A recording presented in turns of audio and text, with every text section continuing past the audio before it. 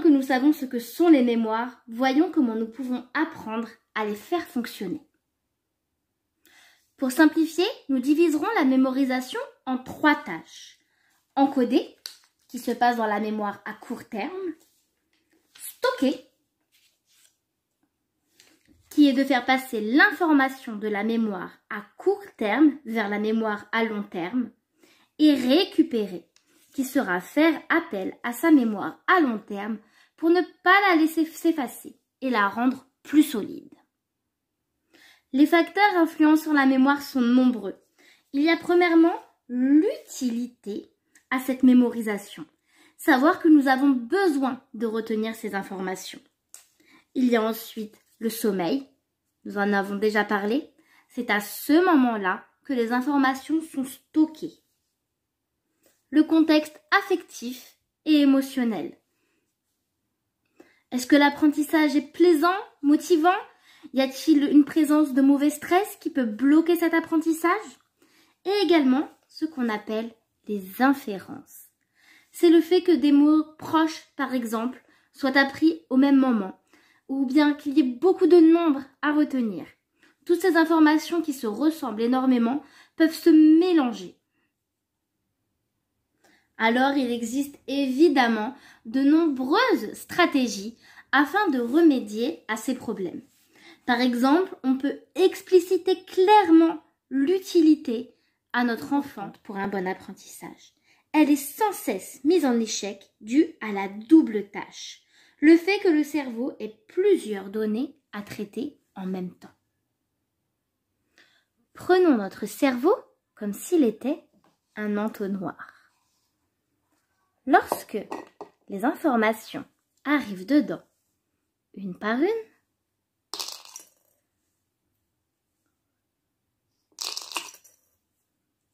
elles circulent facilement et réussissent donc à être emmagasinées. Lorsque nous essayons d'introduire toutes les informations d'un coup en même temps, peu d'informations passent et beaucoup restent bloqués. On appelle cela une saturation cognitive. Trop d'informations d'un coup, que ce soit sur la table de travail, dans la pièce de travail, au mur, des consignes dans un exercice, des notions apprises dans un même exercice, peuvent mener l'enfant à une surcharge cognitive et donc le mettre en état de saturation. Peu d'informations passeront, beaucoup resteront bloqués. Afin d'éviter cela, on peut donc proposer un environnement calme, épuré, rangé. On peut éviter la surcharge visuelle en ayant trop d'affiches, trop de dessins. On peut aussi insister sur l'importance de l'utilité de la tâche. Cela permettra à l'enfant d'exercer son contrôle inhibiteur et de se concentrer sur cette tâche. On attire son attention sur les points importants. On explicite les étapes, les démarches. Lorsqu'on voit qu'il décroche, on relance son attention en changeant de voix, en faisant des gestes, en bougeant, en essayant de le captiver. On évite au maximum ces situations de double tâche. Par exemple, si on veut que l'enfant se concentre sur de la réflexion, on évite de le faire écrire en même temps, afin qu'il n'ait pas à se concentrer à la fois sur l'écriture et sur la compréhension. On tient également compte de la fatigue de son enfant. On fait des pauses régulières s'il en a besoin. On alterne des exercices qui demandent beaucoup d'attention avec des exercices plus récréatifs où son attention sera moins sollicitée. Pour aider l'enfant à développer ce contrôle inhibiteur, on peut utiliser des gestes, des codes qui lui permettront de savoir quand il doit agir, quand il doit écouter, quand il doit patienter. Que nous n'allons pas isoler chaque élément toute notre vie pour rester en tâche unique et ne pas se mettre en double tâche. C'est là donc qu'intervient la consolidation, qui entraîne une automatisation des tâches. Le transfert des informations vers le réseau inconscient libère des ressources cognitives qui permettent donc de réfléchir sur d'autres notions.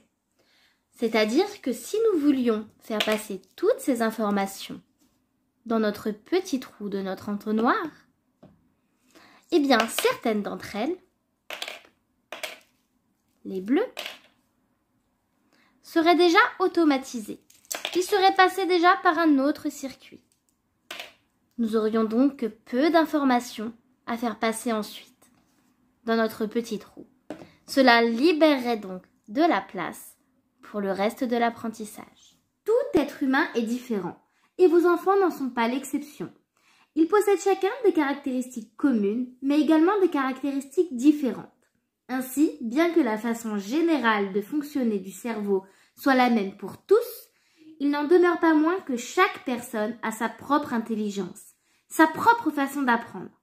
Et je vais dans cette vidéo vous donner quelques pistes afin de vous permettre de comprendre que vos méthodes doivent s'adapter à la personnalité unique de vos enfants.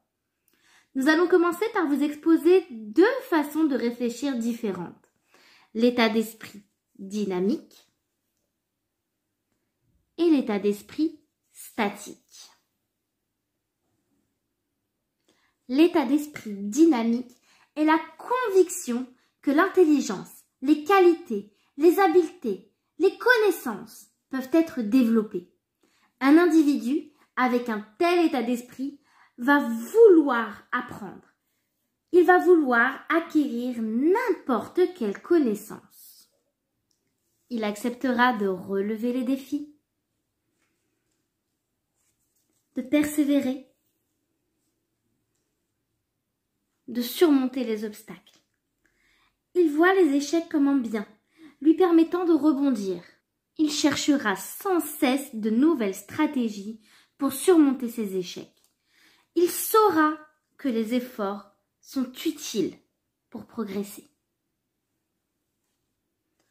À l'inverse, l'état d'esprit statique correspond à la conviction que les habiletés, les qualités ne peuvent pas s'acquérir.